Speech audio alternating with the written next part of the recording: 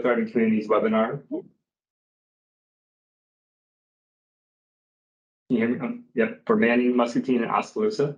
So welcome this morning. We're having a little technical difficulties here. We're trying to get started up, but thank you for joining us. This is the fourth of four webinars for Iowa Thriving Communities to really showcase our designees from this last round of Iowa Thriving Communities. Iowa Thriving Communities was introduced last spring as a partnership and really a challenge for the communities to tell us what's going on locally. That is housing and opportunities within the local communities to try and solve housing issues locally. A lot of the information and presentations is wonderful and provided information about partnerships locally, whether that's with the nonprofits and the city and local businesses. And really it was an opportunity for these cities to showcase what they're doing to try and solve housing issues locally in their communities. So as part of that, the state is offering scoring incentive on two of our programs for these communities. For Manning and Muscatine, we have workforce housing tax credit scoring incentive. That'll be 5 points for this coming round that opens in January, but will be due in June. For Oskaloosa will be eligible for both the workforce housing tax credit 5 points, but will also be eligible for the low-income housing tax credit scoring incentive. The LIHTC incentive will be for applications that are due this coming April. Yeah, happy to kick us off. Can you hear me okay? Yes, thank you. Yes. Okay, fantastic. So thank you. My name is Sean Christ. I'm the Development Services Director for the City of Oskaloosa.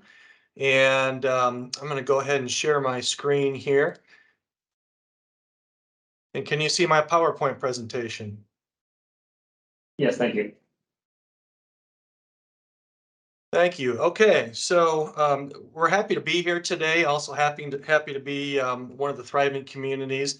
What I'd like to do is I've got about 10 slides here. I'd like to focus on briefly our housing need and then also focus on some potential opportunities here within our community. So we did recently complete a new comprehensive plan called Plan Oski.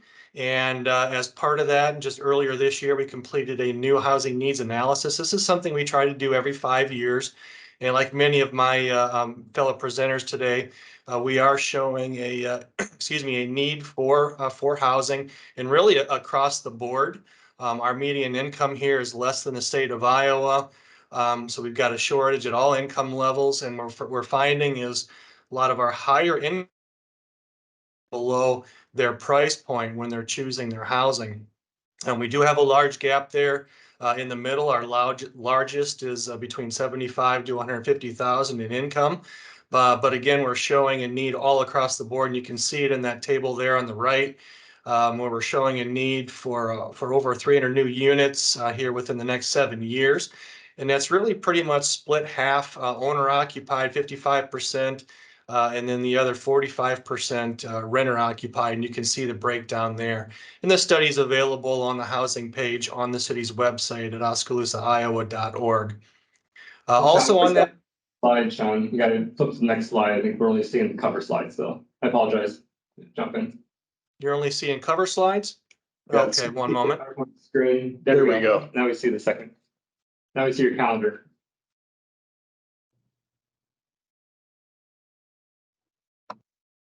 Okay, so There. all right, so what I'll do is I'll just stick to this. You can see site opportunities now, is that correct? Yes, thank you. Okay, sorry about that. All right, so again, on the city's website, on our housing page, you can see the link here. We just updated a new map for 2024. This is a map. Some of you, if you've spoken to us, you may have seen this. This has been updated again. So this shows a number of sites that are available either for sale or for conversations by the owners. Most of these owners have been contacted at some point. Some of these properties are listed for sale. Some of these, including a city-owned property, have a letter of understanding and a partial commitment for purchase or acquisition. But we do have a number of opportunities here, whether it's an existing subdivision that's still building out, greenfields, a number of them listed. We've got some properties owned by the school district and also private entities as well. And we also have some potential brownfield sites here. And then lastly, we've got some existing buildings that I'm going to show you some of those opportunities as well. So I'm going to start with our downtown. This may or may not be of interest to some owners, but we do have actually several buildings available in our downtown, where the upper floors, upper stories are available for build out. Some of these have been vacant for many, many years, frankly, since they contained offices for dentists, lawyers, accountants, whatnot. So we got a number of opportunities, and if you're familiar with our downtown, it's quite traditional. It's historic. It's centered around a city square park, and it's listed on the National Register of Historic Places. So if that interests you, some opportunities there. Just off of our downtown square, we have an Elks Lodge. I just learned this week, actually, that this was originally built as a church. I think it's about 130 years old. It was heavily modified around 1900 for use and occupancy by the Elks.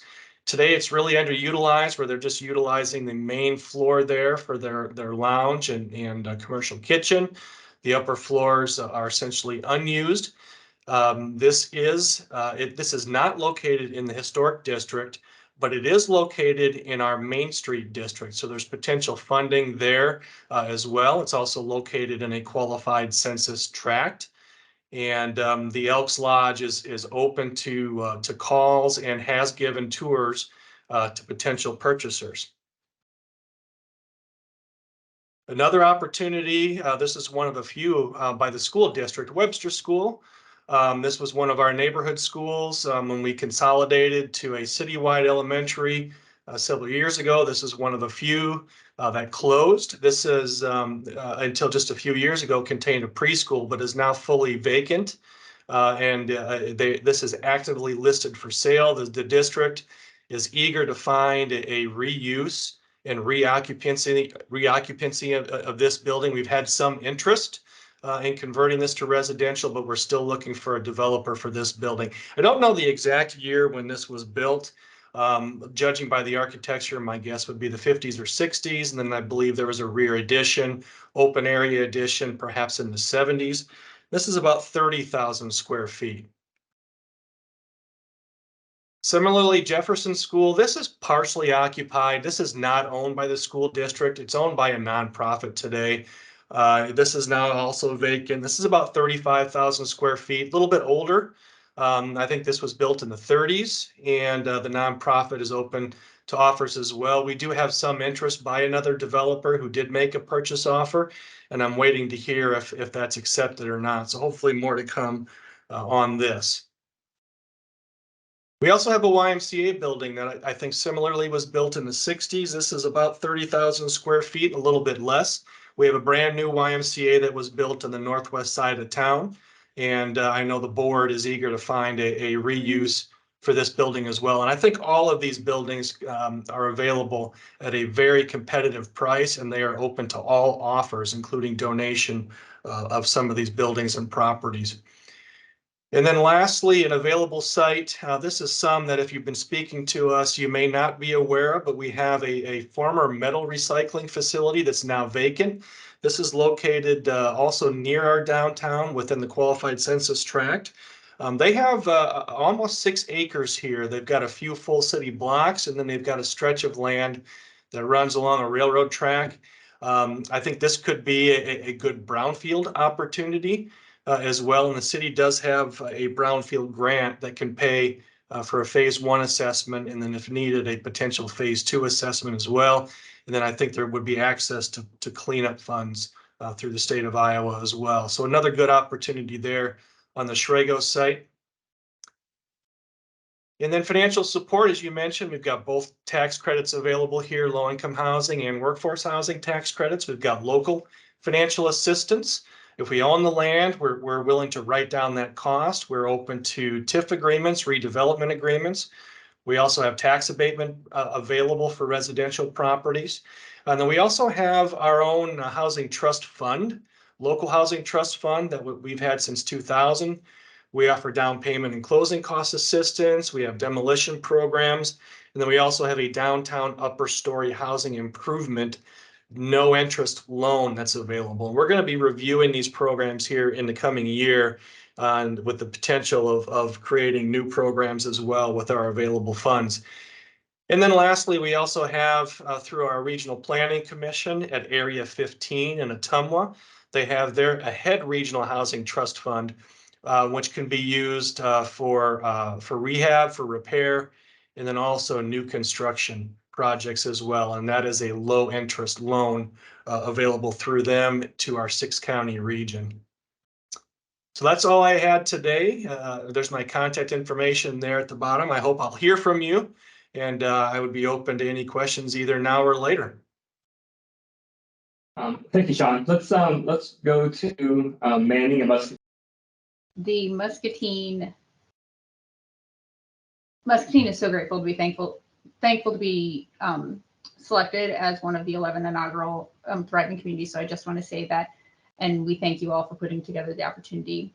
Muscatine was qualified as an Iowa thriving community in the urban category, but with a population of 23,000, it's kind of like we're the 19-year-old adult. Legally, we qualify, but we don't really have all the necessary resources sometimes. So that's kind of where we come from to this at. And we are known as the Pearl of the Mississippi.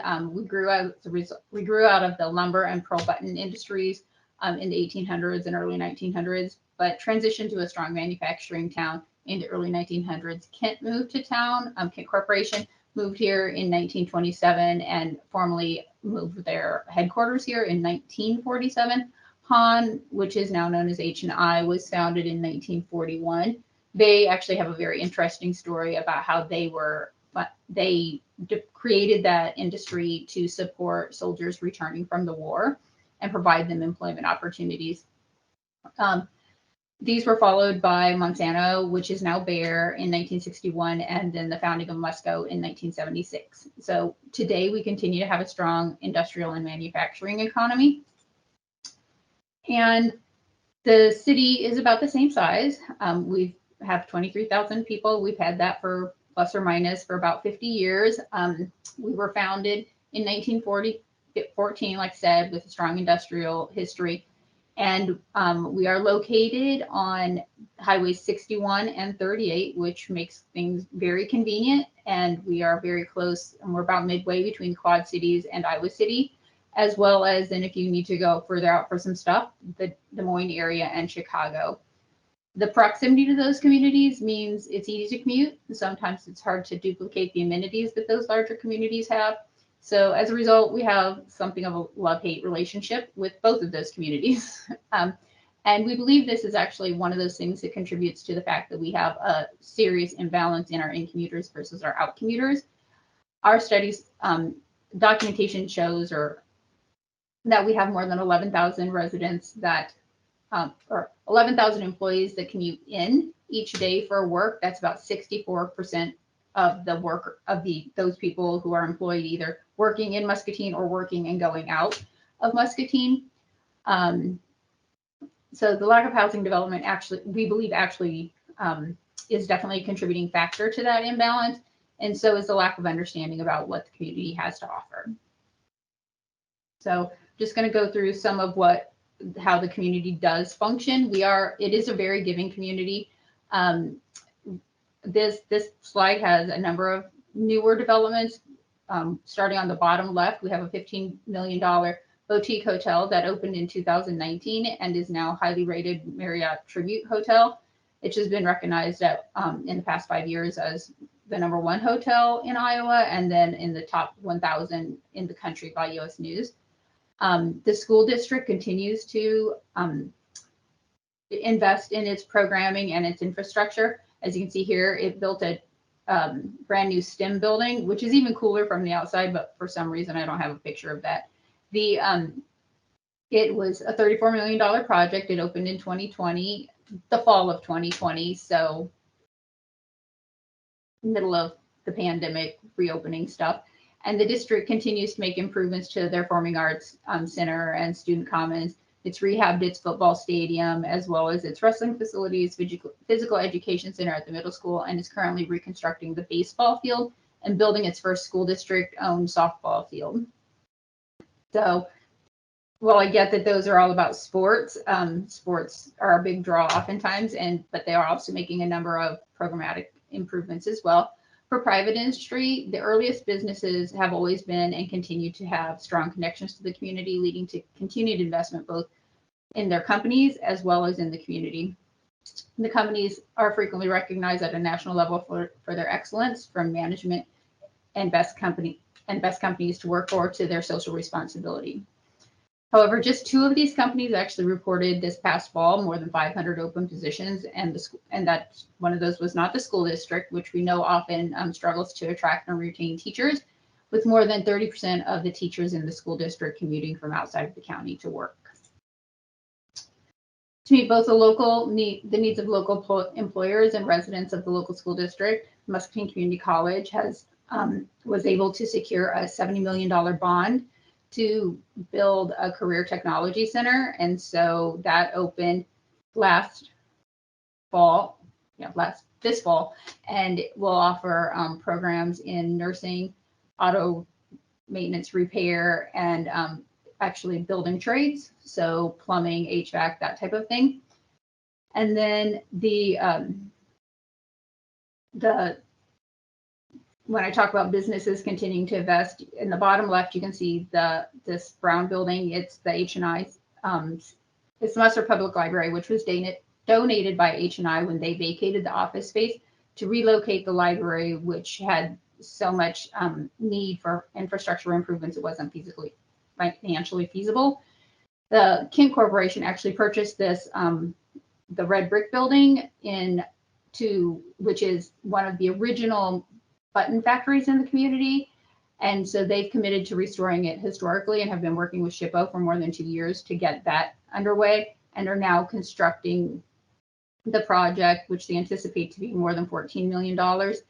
The Stanley Center for Peace and Security, which was founded by Stanley Engineering owners way back when, they focus on global issues, but they have maintained this local presence and a local headquarters. They were moving out of one of the Stanley-owned buildings and purchased the vacated library building, which had been vacant for 3 years, and rehabbed it into the first living building in the state of Iowa. That was actually really interesting because they worked with H&I. It started at the beginning of the pandemic, and so they worked with the H&I engineers, and H&I actually hired special engineers to work with them on the procurement and sourcing needs for the to meet the living building requirements. Then these other 2 buildings over here, two photos, are the same building, one under construction, and then what it will look like when it's done. This is our new medical facility, our health clinic that is adjacent to the hospital on the same property. It's a partnership between Unity Health Point as well as the Muscatine Community, the Community Foundation of Greater Muscatine. This will provide space for a number of doctors to provide services. There actually is one. It was a model founded about 50 years ago where there's a cost sharing model. So this Unity Point rents the building from the Community Foundation, and those rents are actually funneled back into the community for granting process for healthcare initiatives. And then, so in addition to these things, Kent has actually elected to relocate its kitty litter plant to Muscatine. So they are currently under construction on an $80 million facility that will house an additional 30 employees, whereas the McKee facility, once those office spaces are completed, will house 53 employees that were relocated from other communities. And they are currently in rented space. Musco has a $12 million expansion underway that's expected to create 50 more jobs. And I say all this just because that we already had a 500 employee vacancies. And so the need for housing for those employees will get even bigger. And one of the things that Kent does to further support the community is they require all their management team to live in the city of Muscatine. So this is actually a video of recent developments, and hopefully you can see and hear it.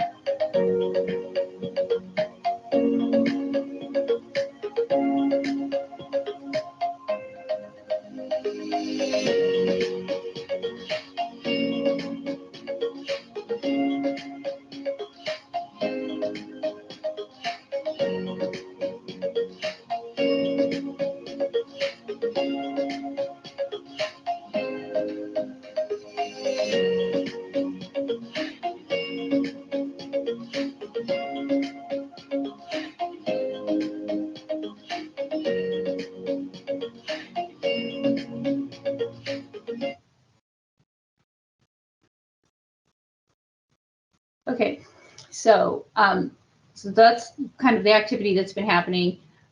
One of the things related to housing is that in 2017 we had a housing market and a housing needs assessment completed, and that was showed amazingly, not so much that that we had more than 1,000 housing units that were in need, and the age and quality of the housing stock were also an issue, as well as the options for housing types that were available for people to buy.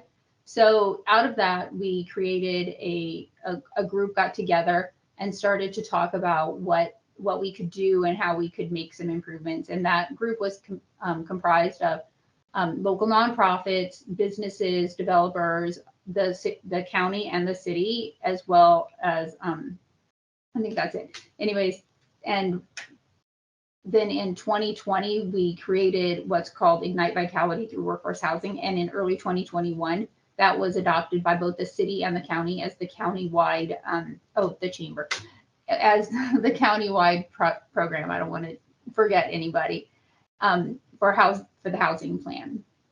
And so this remains our housing plan right now, although we are in the current process of updating our housing study, as well as we completed a Muscatine Community Heart and Soul program to really get some input about what residents want in our community. Because one of the things we feel like if our goal is to attract new residents, some of those 11,000 people that are commuting in every day, then we need to know what they want and how to meet those needs. And so the Housing Council, like I said, is comprised of many organizations and then additional organizations that sit on our housing task groups to kind of focus on things like when we talk about a specific project, how do we fund it? or how can we get development going, or where are the areas, that type of information.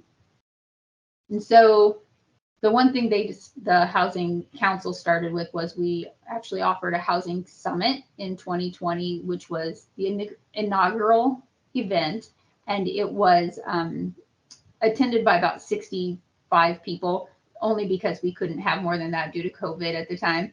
But we had Director Durham came and speak, and then we provided her a tour. And at the end of that, she went back and she called Supervisor Santos at the time, and she said, I want you to come up with a program, a project that is in a neighborhood that's walkable to downtown, and that we can pilot how to improve that whole neighborhood. So we worked with IEDA staff, and we developed this area. This area is not the target area, but I'm only giving this information to you because it'll tie in a little bit.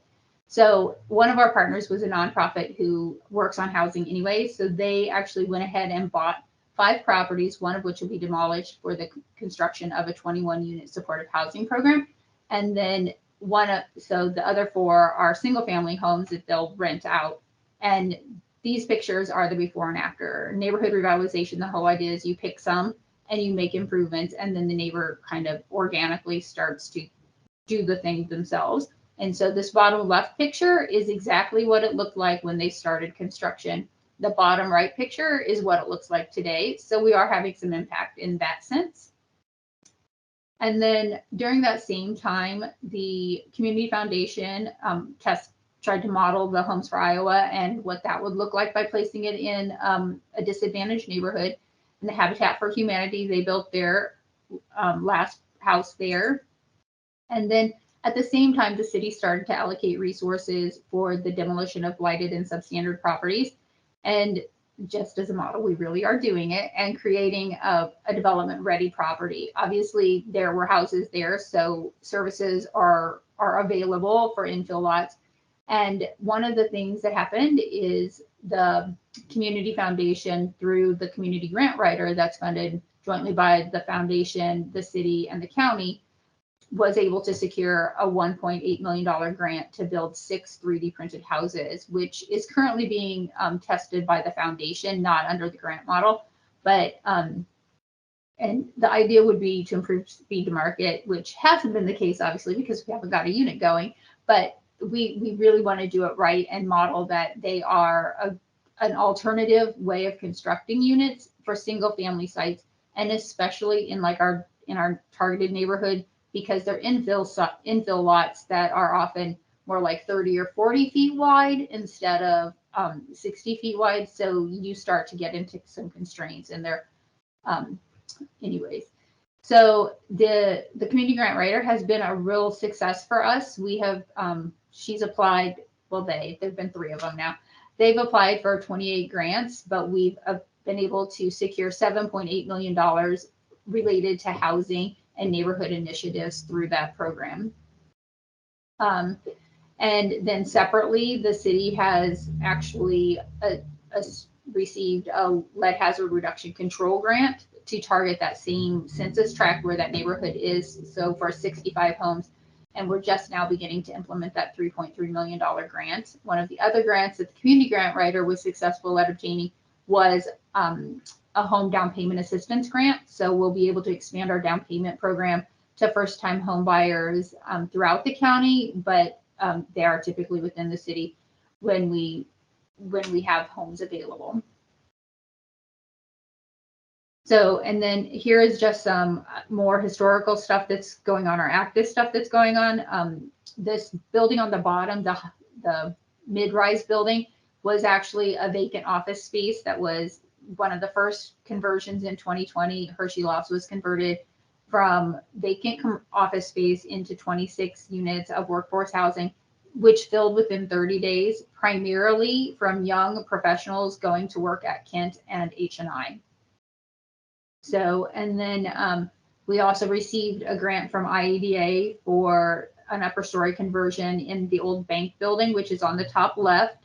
That's being converted into two market rate units.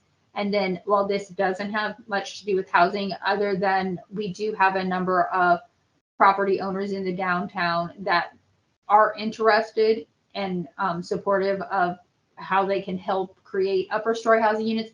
The 9 of these 13 buildings on this block are actually participating in a downtown revitalization grant program that will be completed in late 2024. The upper story housing conversion will be completed shortly after the first of the year.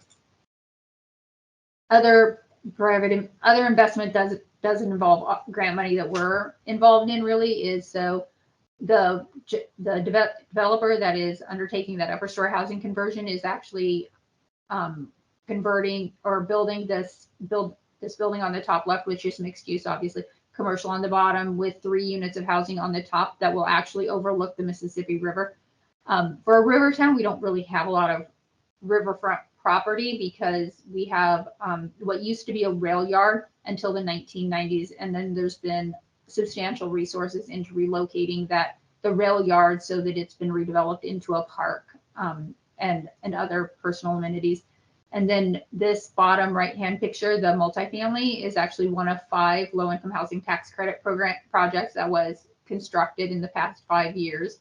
So with a total of 202 units, that was a bit of a struggle with all of them coming online so quickly, but they are all full now. And then one of the other things that we've been doing historically is the city owned 2 pieces of land of any substantial size. The one in this picture is called Carver Corner. It is on the more towards the south end. It's kind of the south end gateway to the downtown. And we went out to RFP and selected a developer. So Merge will actually develop a 52 unit mixed income complex on this site. Whereas this building, the white roofed building on next to it, is where the McKee Button Factory was, and which is where Kent is currently undertaking the historic renovation for their pet food or for their food services operations. And so at the same time, we wanted to make sure we didn't disrupt things later on. So we've planned some infrastructure improvements, and we're partnering on funding some of those infrastructure improvements here, and then creating a roundabout for this misaligned intersection over here where the kind of the dot is, that will be turned into a roundabout to facilitate the use of the commercial spaces that ultimately get developed.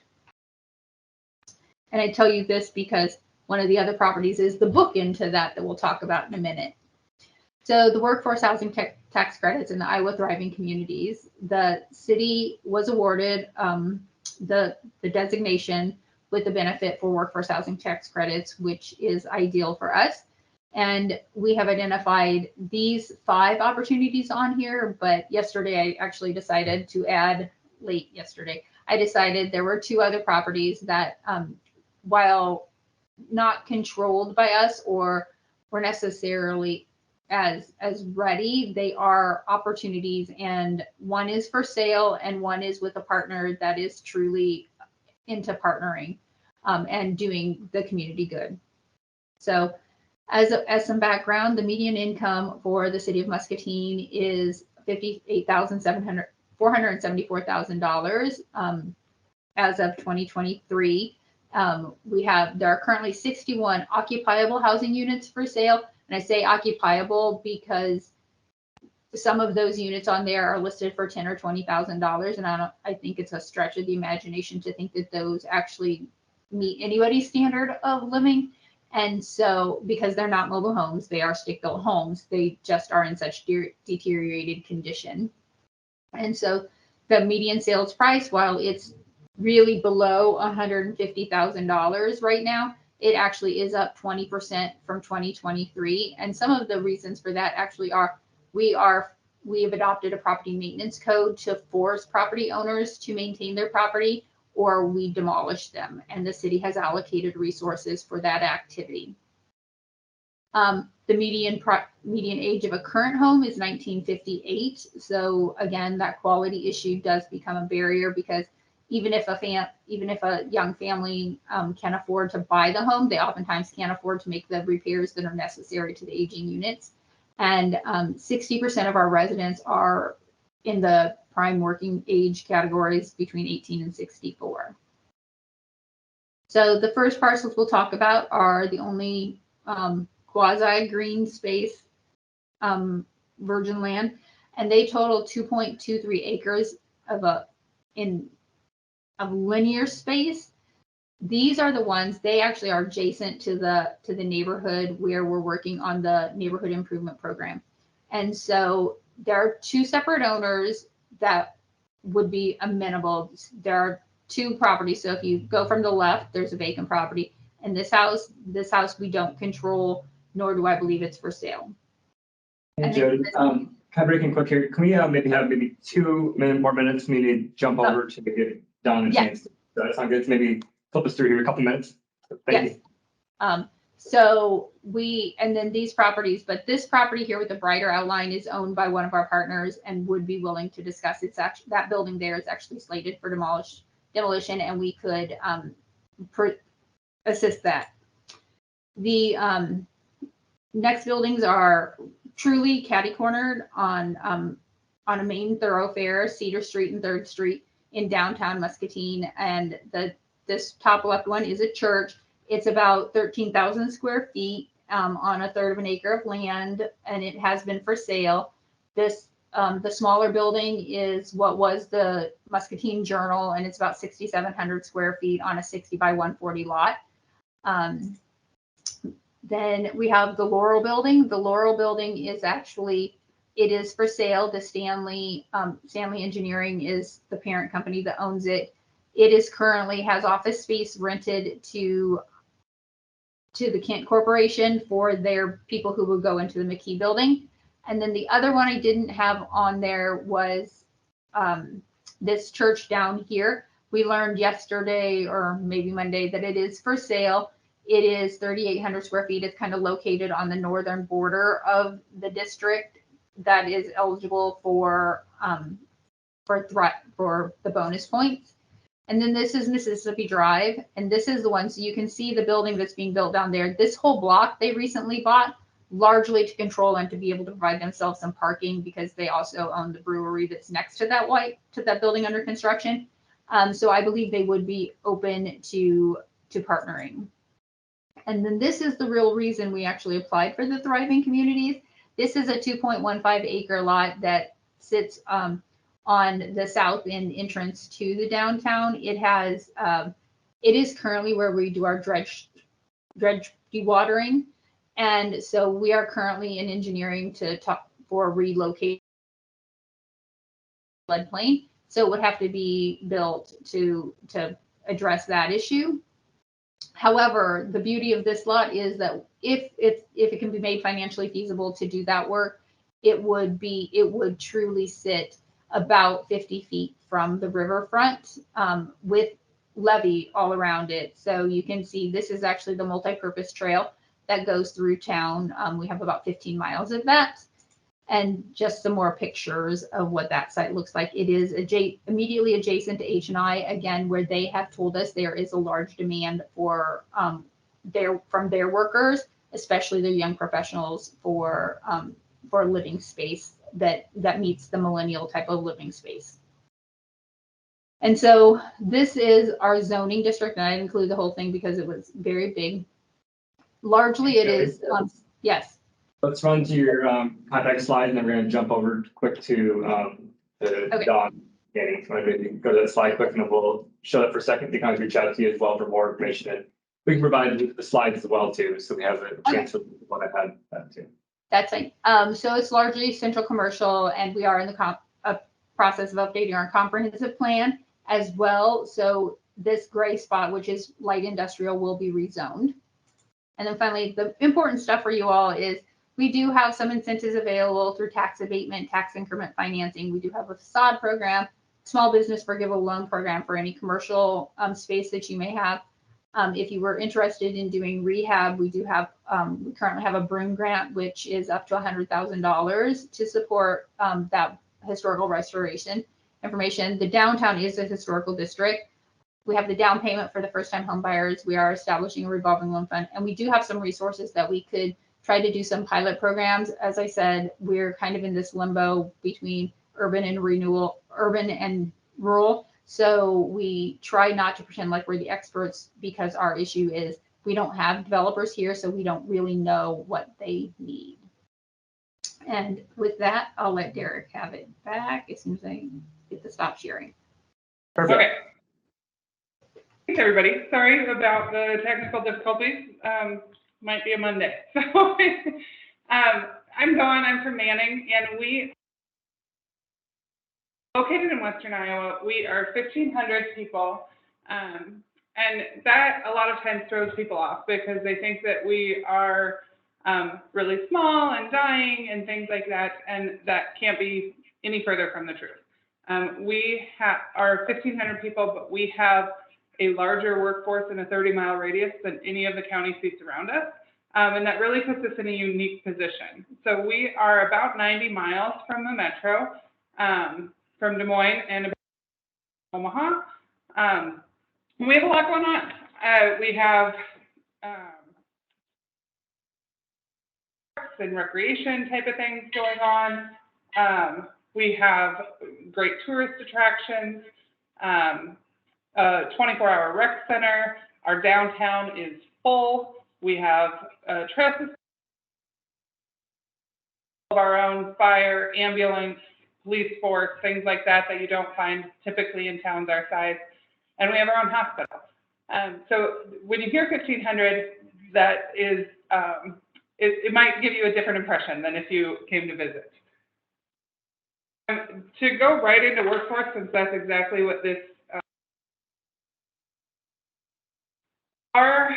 we have a lot of job openings. That bottom left of your screen shows just the city of Manning has its own employment center where local employers can list jobs. And that's just a few screenshots from that page. Our two largest employers in town are the hospital. I showed there what their retention rates are. They are really, really good at retaining employees, but they are still constantly high. Enterprises, they are just south of town. All in all, they employ over 250 people over 4 states and 2 countries. Right now, 115 of those are in Manning. They want to be able to employ even more in Manning, but we need to get the housing shortage fixed for them. They just underwent a 100,000 square foot expansion and are really looking to the community to help step up. They've taken housing into their own hands a little bit. They actually bought a apartment complex and converted that into 16 units, which is great for them, that they use to house their H2A workers. But it did take that many units, take units away from the rest of the people that need housing. So this slide just shows some of our strategic leadership and partners over the years. We have really focused historically on existing housing stock and making sure that that is the best that it can be and not losing housing. We've worked with Region 12 Council of Governments over the last 40 years to do over 100 households with down payment assistance and owner-occupied rehab. And we're really proud of that. We also take a pretty aggressive approach to property maintenance code. And we have taken possession of several homes. That top right one is one that we facilitated getting torn down so that something else could be built there. So total, we have less than 2% are considered in poor condition. If there is a house that's occupiable or could be occupiable, we get it, we figure out how to get it rehabbed so that somebody can live there. And if it's not, we get it torn down so that somebody can build there. Total today, I just looked this morning, there are only 7 houses on the market in Manning. They range from $129,000 to $284,000, and they're good homes. And that's actually a little high for us. I think probably with the time of year, it's just a little slower for housing sales. This is some of the stuff we've done as a city to invest in housing.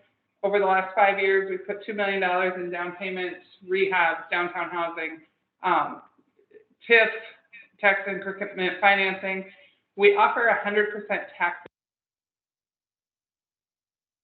for single family, 10 years for multifamily, for anything that's not on a city subsidized lot. So if we're already subsidizing it somehow, then you don't get tax abatement. But if it's a market rate lot, then the homeowner is eligible for that tax abatement. I already kind of covered the nuisance abatement and what we've done there. The $250,000 investment into Rasmussen subdivision, and then $1.2 million into the new subdivisions that we'll talk about here in a minute. That might not sound like a ton of money if you think about larger scale cities, but in our community, we only get $750,000 a year in property taxes. So when you scale that, that would be the equivalent of a city of Des Moines self-funding $242 million into housing. So this is pretty unheard of. It just I just show that because the city's all in. We know that housing is an issue, and we're putting our money where our mouth is. So Rasmussen subdivision we bought a few years ago. This was an underselling subdivision, and so we bought it, and now we sell those lots at a discount. The blue stars are the 5, what I'll say are developed lots that are left. For the most part, those sell for $15,000, and then once they're owner occupied, we give half of that purchase price back to the developer. That's been a good program and has gotten us 24 new residents and a couple $1 million worth of new taxable value. Over to the left side of the screen, those 6 lots, those don't have sewer or street, but we would be happy to gift those to someone if they wanted to take on that infrastructure project as part of a larger housing project. Stengel subdivision. This subdivision just finished up this fall.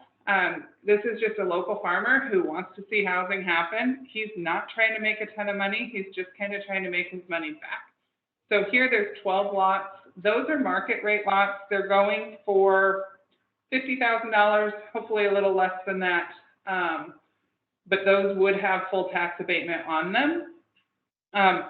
The single family and the city also own another 22 acres just south of this area also.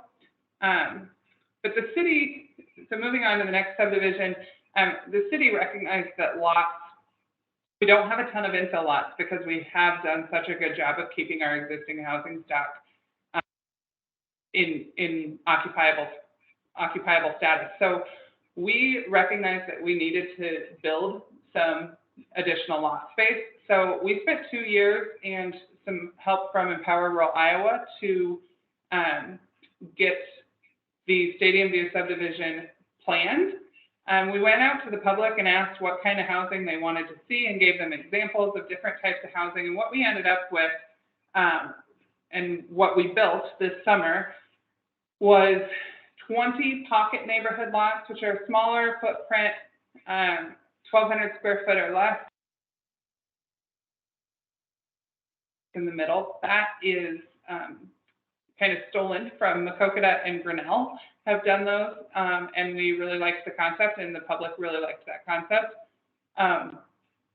That the first 5 lots are we are giving to Origin Homes as part of a workforce housing tax credit project that they'll be breaking ground on this spring, and they've actually sold one of those already, hopefully. So that is kind of the pocket neighborhood section. So we have 15 of those still available. And then the other 15 lots are traditional lots. We used TIF in this neighborhood, so this is not eligible for tax abatement. But you can see because of being able to use TIF, we were able to drop those prices anywhere from $18,000 to $28,000 for the lot.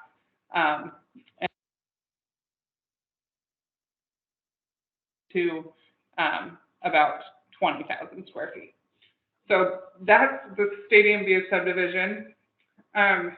Just a little bit of, there's a lot of, people think of negativity that developing in a small town might come with drawbacks. And while there are certain drawbacks, there's also a lot of really good things that you can experience when developing in a small town. So I just kind of have asked other people that have done it and said, you know, what are the best things about developing in Manning? And this is kind of the plan. This is kind of what we've found out. We do the planning up front. We get the public input up front. So we know where our hurdles are. We know if there's going to be a zoning hurdle, if there's going to be people don't want houses or do want houses with a basement or without a basement. We know those things because we've already asked. So when a developer comes in, we can give them that feedback. We also use that to go into the next bullet point of eliminating hurdles up front. If something is prime for multifamily housing, but it's not zoned, we rezone it before we have a project in the pipeline, just so that we can eliminate whatever hurdles we can. Incentives, we've already kind of covered that with tax abatement. We also are very open to using TIF if there's a space that needs to be developed further. Municipal utilities. So Manning owns the water, sewer, stormwater, which is pretty typical. We also own the electric, the natural gas, fiber to every single home and every single business, telephone. I mean, you name it, we are a one-stop shop. And same with, like, all of us are pulling in the same direction.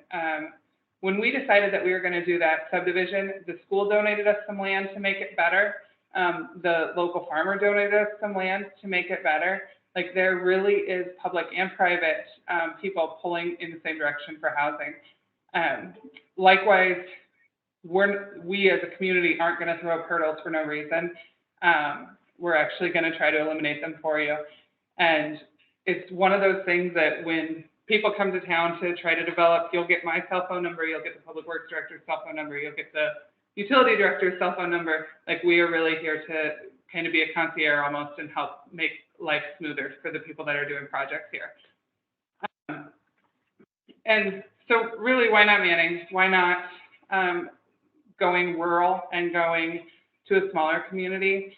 58% in towns in Iowa are less than 2,500 people. And quite honestly, we're not going to solve the housing shortage if we don't work in those communities also. So you're going to have a great experience if you decide to come try to do a project here. And as promised, there's my cell phone number if anybody has any questions, and look forward to hearing from you. Great. Thank you so much, Dawn, for that presentation. Thank you to Sean and Jody as well.